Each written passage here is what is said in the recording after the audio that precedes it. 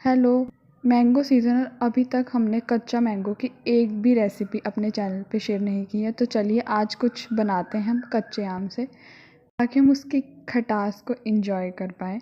तो सबसे पहले कोई भी जो आपके घर पे नमकीन है, आलू भुजिया कोई भी आप लें, उसमें चॉप करके छोटे छोटे पीसीस कच्चा आम के डाल दें और उसमें डालें नमक और मिर्ची और चाट मसाला। और ये बहुत ज़्यादा सब सिंपल रेसिपी है, इंस्टेंटली तैयार हो जाती है और बहुत अच्छा स्नैक्स है, या फिर मिडनाइट स्नैक।